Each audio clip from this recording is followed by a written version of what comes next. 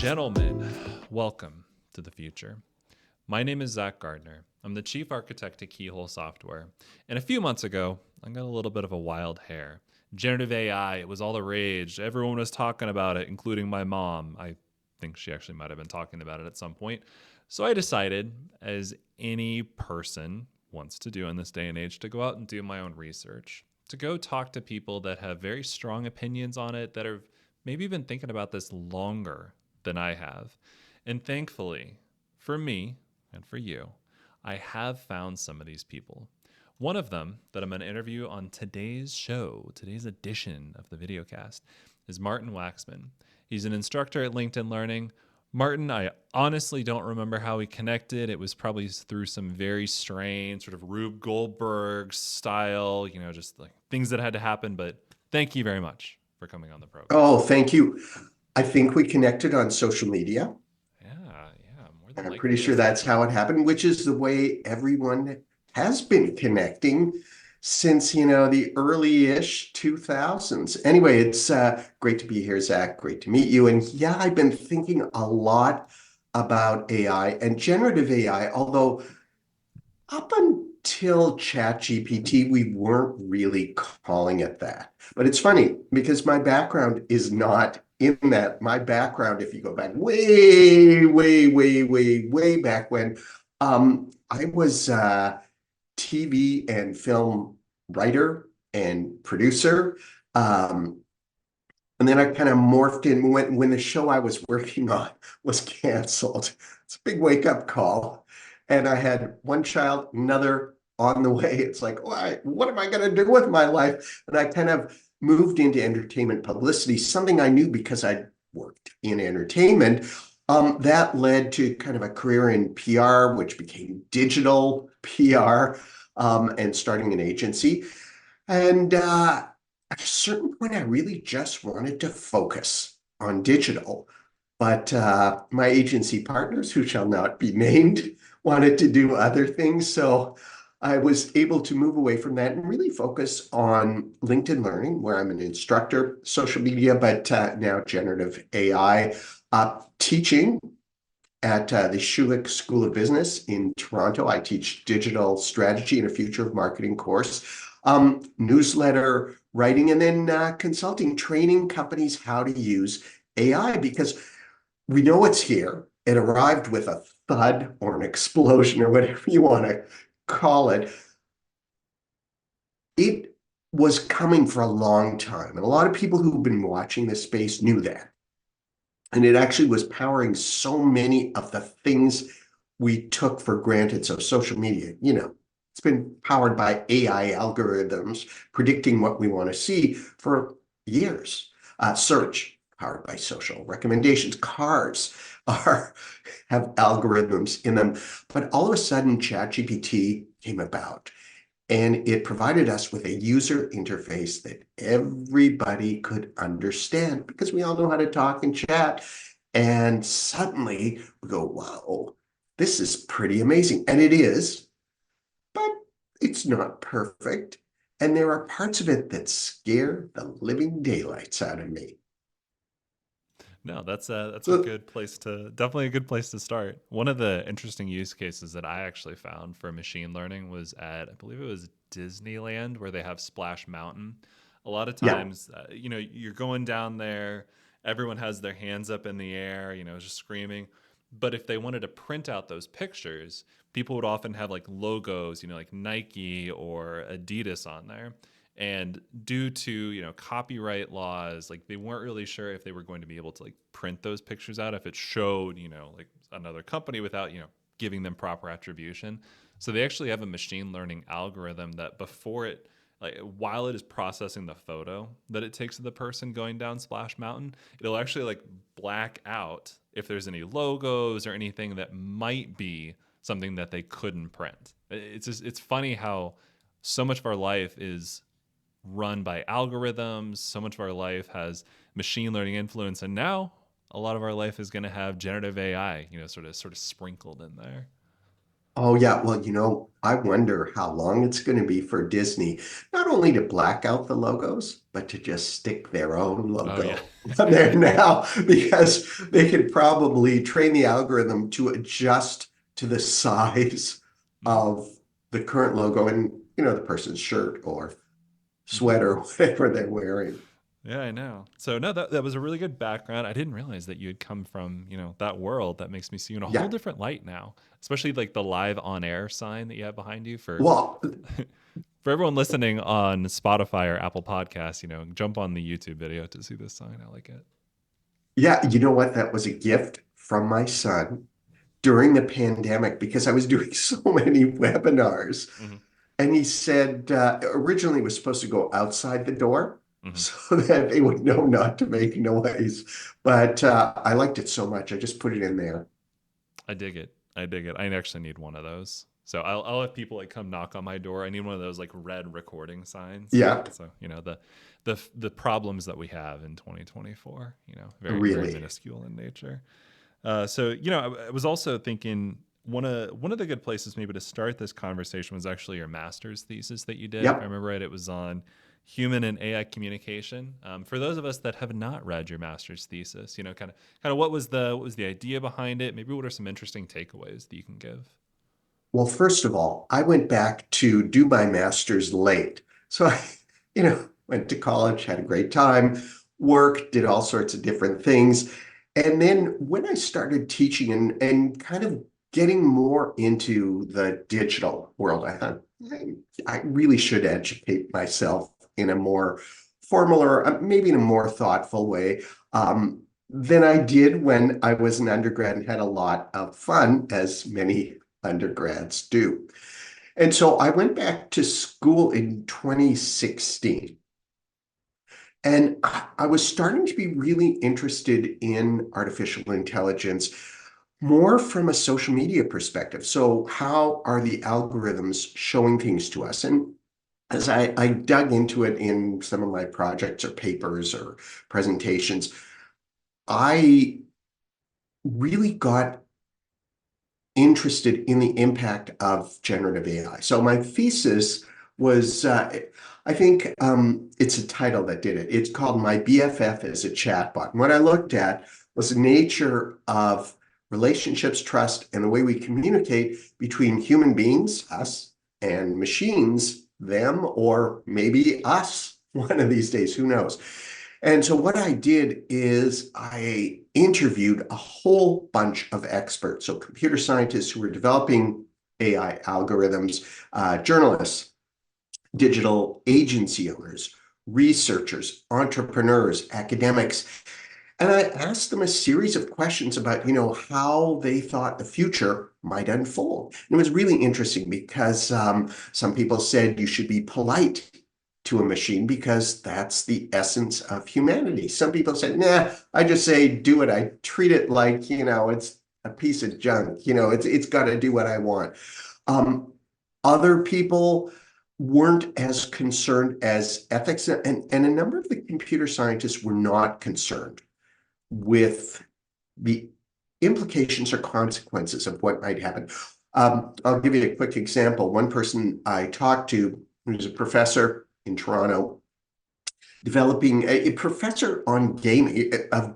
So he taught students how to build games, how to conceive them, and he came up with an AI, so a text to music algorithm. This again, 2018-ish, 2017. So in AI years, it feels like a long time ago when you think of ChatGPT.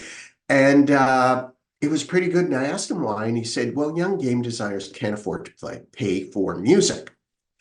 And so I said to him, well, my son, the one who gave me the sign, happens to be a musician. He composes his own uh, dance music. He's a sound recordist, an engineer. Um, and what about him? Like, why don't you have an algorithm that puts young artists with young gamers? I'm sure they'd be able to work something out. His answer was, never thought of that. I thought, okay, there's an issue here.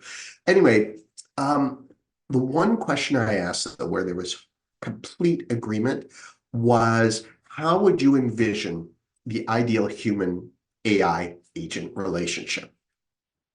And every single person, computer scientists, entrepreneur, journalists, blah, blah, blah, they all said the movie Her, which is interesting calling that an ideal relationship, but whatever. So for people who don't remember, the movie Her was Joaquin Phoenix, who starred as kind of a digital greeting card or letter writer for people who falls in love with the operating system of his smartphone, so his smart assistant or chatbot, voiced by Scarlett Johansson. In fact, now one of the people who I talked to, they said, we're already in a relationship with our machines, and they are the gateway to human AI relationships. And if you think of the movie Her, which was, I think, 10 years old now or close to that, Yeah. It shows a person with earbuds and their phone, their device, talking to it as if it's real. You can do that now with some of the free chatbots. So you can certainly do it with ChatGPT. You can do it with another chatbot, Pi, which stands for Personal Intelligence. It's free. You can download it on your phone, give it a voice you like. So it could be a male voice, female voice, maybe somewhere in between. And you can talk to it and ask it questions, and it interacts with you. And it's eerie because it does feel like we're in that movie. And as we start to have these personal assistants who are with us all the time and get to know us, maybe have a memory of us and what we like, how will that change things? Especially when these personal assistants are cheerleaders. They cheer us on. They're not critical the way friends and family sometimes are. Whoops. So I lost my earbud there. So if an AI assistant, or if you said to the AI assistant, how do I look in this shirt? They go, oh, you look great. That's fantastic on you. Here's something else you might want to buy, because maybe they're programmed to sell, or maybe they're sponsored in some way. Whereas a friend might say, you look like crap. Why would you ever think of wearing that? And so suddenly we'll shift our trust, maybe we might, to an artificial intelligence or a chatbot. Where is that going to leave human to human communications? That's so funny because as you were talking, I'm looking down. That's why I'm holding my pencil. I'm taking notes as you were going along, and something that you said made me write down the note. Talk about the movie Her with Joaquin Phoenix. So, I mean, it was a great movie, by the way. Yeah, Like, just so we're clear, like neither you nor we're not being paid to sponsor this movie. Like, no, we're just absolutely fans, not. of the cinematic arts. And there were some really interesting pieces of that movie. One is that, okay, I don't want to give anything away, so I won't. I'll refrain from talking about that piece. But it's a really good movie. Everyone should watch it. And at the end, I hope that's not how we end up with our chatbot assistants. I do too, because Yeah. we will lose something inherent to humanity. And the thing is, Christopher S. Penn, he has a company, Trust Insights, does a lot of writing and thinking about AI data analytics. And he said, we have to remember it's not magic, it's math. These are computations based on billions and billions and billions and billions of parameters of data that are making predictions. And hey, guess what? We're predictable. I mean, if an AI said to me, here's a nice blue shirt for you, well, I might say yes, because I'm predictable. I buy blue shirts a lot. But if an algorithm on Instagram, for example, shows me like a green and yellow shirt, well, it hasn't been paying attention to me very Mm-hmm. well.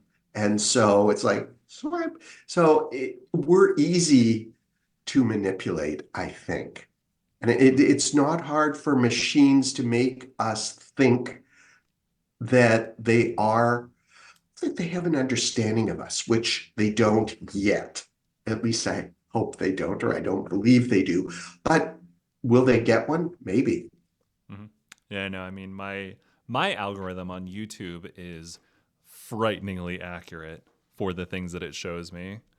And there's sort of an ethical side of it too that, I wonder has come up in any of the conversations that you've had with people that have worked on this. Like we think about our smartphones. One of the best things that Apple did recently was institute screen time on it so that you can actually see like how much of your time you are, I don't want to say wasting, but like investing, is spending on being on your smartphone, and being able to put limits on things like Instagram or YouTube, because they are programmed in such a way that they're so addictive. You got your push notifications, you got those little nudges that come up, you got just the little vibrations that it'll do. You even get phantom vibrations. I don't know if you experience this, but I'll have it in my pocket Yes. and it's like I think it's vibrating. I'm like, I gotta check it. I gotta check it. I gotta check it. Being able to sort of have a cleanse every once in a while is always good for us as humans. We want to be able to take our just take our time back, take control of it back. But I'm curious if there was any conversations that you had around like the addictive nature, if it's so good at predicting what you want, and it is so good at influencing your particular reactions. Is there sort of an ethical line that maybe AI developers need to take a course, when they're in college, to make sure that they're not, just making these things too Yeah. powerful? Oh, I think a course in college, yes, and then continue to think about ethics and consequences. Because, you build this great app or a great tool, and it does one thing, but you need to start to think about what are the potential implications of it. And this is where I say to students and clients, science fiction is fantastic. Go back to science fiction, like the movie Her or 2001, which is a long, long way back. Um, and you really start to see some of the dystopian possibilities. I'm not saying we'll get there, but we just need to be aware of them, and developers need to too. There is an entrepreneur and researcher, Louis Rosenberg.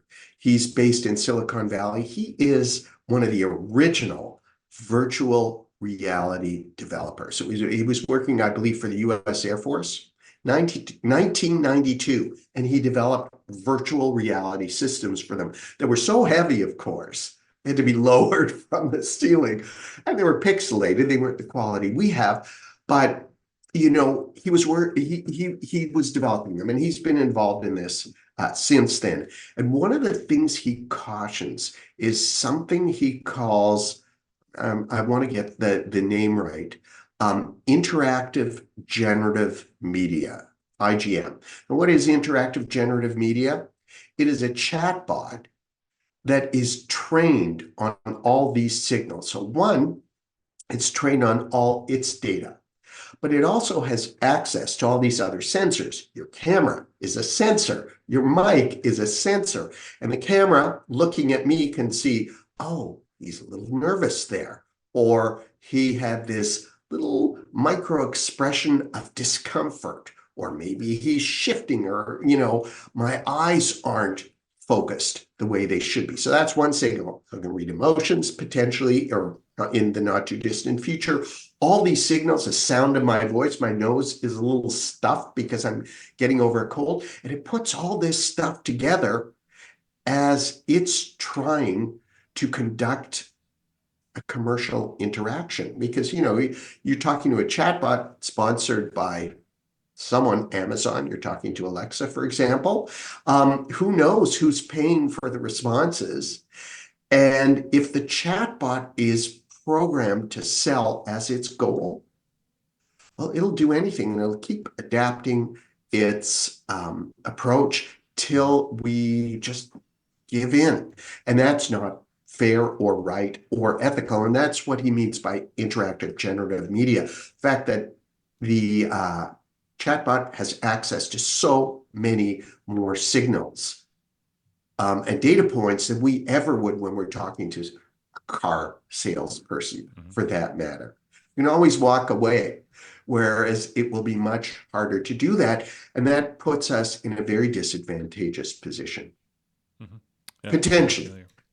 Yeah, it was at early 90s. That's crazy that things Yeah, progressed all the way 92. back then. Well, 1992 in a novel called Snow Crash, Hmm. Neil Stevenson wrote about the metaverse and described it and called it the metaverse. That's almost like the Bible of Silicon Valley. You read that book, you go, wait a minute, when was this written? And in 1992, again, there wasn't really an internet the way we know it now. There were the beginnings of email and discussion boards or chat rooms, but there certainly wasn't the availability and access to information as we have now. Mhm. Excellent transition, by the way, because the other thing that I wanted to talk to you about and get your thoughts on, there, you know, kind of thinking through the past like 5, 10 years in terms of technical revolutions. In 2017, 2018, that's when I really started to hear about, Web 3.0 and like Yeah. blockchain. Then in the 2020s, 2021-ish, 2022 is when the metaverse came out. Facebook famously changed their name to Meta, stock price went down, started using generative AI, stock price went right back up. And Yeah. then now with generative AI, like, do you see the potential of an intersection of these three technologies? Oh, yeah, absolutely. What I think is Silicon Valley got the order wrong when they were talking about them. I mean, the breakthroughs are happening. And maybe it's because the order of the breakthroughs happened differently too. I don't know. I'm not a computer scientist or a data scientist. But what it seems like is when Meta was into the metaverse, we were in the middle of the pandemic and we were sitting here on Zoom all day long. And, kudos to Mark Zuckerberg, who may have read Neil Stephenson's book when, he was a young geek, who knows, and thought to himself, let's make this a better experience, a more immersive experience. He already had a bit of the technology through, Facebook then's acquisition of Oculus. And so how can you make these interactions a little bit more real? And that made a lot of sense. Now, the technology wasn't in place to make it great. Your avatars weren't photorealistic. Sometimes you'd see a monster with someone who looked kind of more like a human being, and that's kind of weird. I remember South by Southwest that year, one of the years they had to shut down, they had a metaverse experience where you could virtually stroll through Austin and meet with people. It was kind of a cool thing to do, It's but wild. again, very glitchy. So that was a metaverse. Pandemic's over. We're out in the world. You don't want to sit around with something strapped to our heads. Apple Vision Pro, or anything. Even though you can see the world with that because it looks too weird. And plus, you're shutting out all these people. Wait till we get our glasses or whatever new device it is that projects that digital layer onto us. So I think really we needed generative AI first for people to understand it because it's easy. We can create things. We can see how AI can create things just by talking to it, whether that's text, pictures, videos. We're getting better at doing that. Music, songs, translations, when you think of it. Pretty incredible that you can do that with text. Voice from one language goes in, translates it, converts it to another language, someone responds and spits it out. That's quite unbelievable. Anyway, so it feels like generative AI should have been first. You need the blockchain for verification. Like, how do you know that I am me and you are you, right? When we're just wandering around the metaverse and not an impersonation of yourself. So like Zach 5.8 or whatever, like those spammy calls that we get from people. And so that's verification. And then suddenly you have this virtual world that may not be accessed through a device that shuts you off from the real world, even partially shuts you off from the real world through glasses or humane's AI pin or hats, maybe. Maybe the device will be in your hat. Who knows? Or your shirt. But it feels like that's when the metaverse will really take hold. But it may not be just that close experience, it's that digital layer added onto us. And our interactions, not only with humans, but with machines that act like humans. And that's going to shift the dynamic a lot, I think. Hmm.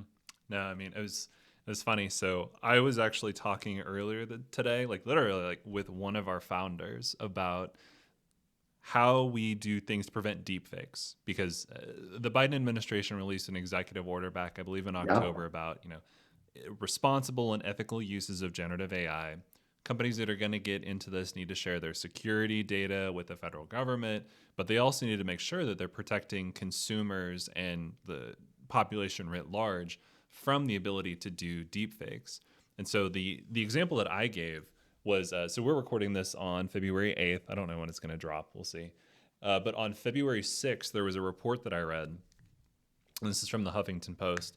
An employee at the Hong Kong office of a multinational company transferred nearly $26 million to scammers last month Yeah. after unwittingly attending a video call with deepfakes of their coworkers, including the company's CFO. So you get invited. You're someone that has a certain amount of power. You obviously know the username and password to your company's bank account, and you get an urgent meeting. The CFO wants to talk to you like immediately. So you get on, and maybe it's one person. You're like, I don't really know that person. But then more of your coworkers start to join. More of your coworkers start to join. And then the CFO comes on, and then he turns his webcam on or her webcam on.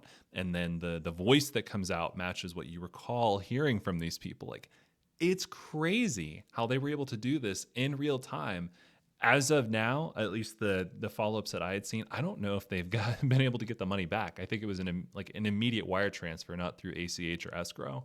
So, I mean, they're out millions, and it probably took them like maybe a few $100s, and it's just a little bit of time to scrape the images, to scrape the audio. Like having a blockchain somewhere where you could actually verify either identity, which is what Jack Dorsey, the original one of the original founders of Twitter, Yeah, Twitter. he's focusing on actually Web 5.0, which is being able to do authentication of identity through the blockchain, being able to do that. Or I don't know if you heard the report of it was in the New Hampshire primary, I believe. Someone had a deep fake of President Biden calling Yeah. people, urging them not to vote. Like how do you prevent that? And the only way I can really think of to do that at scale is have a shared and a trusted source of this is my content. And if I get a call from Martin Waxman and it sounds like his voice, but it's not on the blockchain or it's a video that you put out, you can be like, no, like this isn't actually something that I said. This is someone else. Yeah, and we need that verification, that digital verification that we know we can trust. And if there is that trusted layer, then I'm optimistic for the future. If we don't have that trusted layer, if we can't agree on what it's going to look like, well, I think we're going to be in trouble because, we're just going to be inundated by all these fakes. And the thing is, you know, it's important to remember that some deep fakes aren't bad. In entertainment, you see, Harrison Ford in the newest Raiders of the Lost Ark, Yes. and they de-age him. That's good. That's kind of fun. Again, another movie I'm assuming you don't have anything to do with. I don't have anything to do Not that with. I know of. Not that I know of.